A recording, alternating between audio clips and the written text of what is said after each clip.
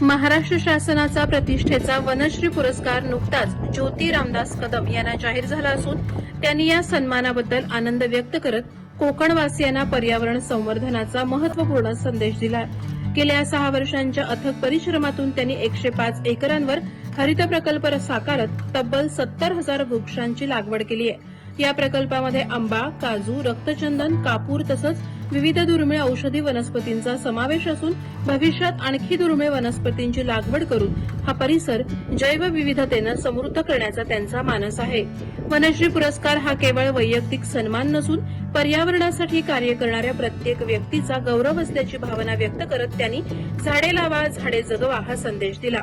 वाढती जंगलतोड थांबवणं, वनव्यापासून झाडांचं संरक्षण करणं आणि भावी पिढ्यांसाठी हरित वारसा जपणं ही सर्वांची सामूहिक जबाबदारी असल्याचं त्यांनी नमूद केलं।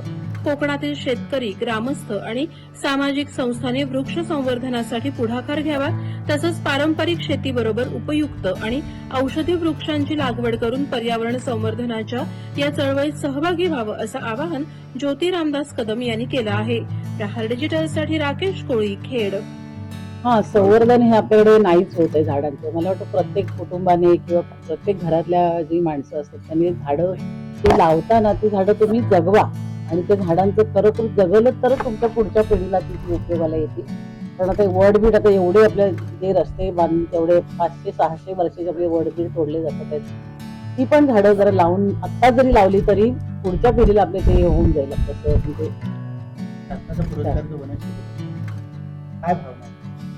भावना खूपच छान आहे, कारण मला जी आवड आहे त्याच्यामध्येच मला हे मिळाल्यामुळे मला म्हणजे आनंद झालेला आहे आणि मी शासनाचे आभार मानते। लोकांची कसे आंबा, काजू याच्यावर आपण पुढे होतो। दुसऱ्या मुलाने म्हणजे जे मुलांनी जी आता लागवड करावी ती औषध वनस्पती जे आपण घरांच्या गरजांमुळे जे आपण वनस्पती वापरतो, जे धूप आणतोय आपण, कसं धूप आहे आपल्याला माहित नाही, हे तुम्ही तशा प्रकारची झाडं लावा म्हणजे आपल्या पुढच्या पिढीला ते सगळं कळेल, म्हणजे हे वस्तू ह्याच्यापासून बनते म्हणून। आज अनेक अशी झाडं आहेत जी धूप असेल, कापूर असेल, शिसा असेल, काय चॅलेंजिंग आहे आपल्या कोकणामधल्या मातीमध्ये आणि या झाडांमध्ये काय चॅलेंजिंग तर आहेच, कारण ह्या झाडांची जोपासना करणं हे फार महत्वाचं असतं।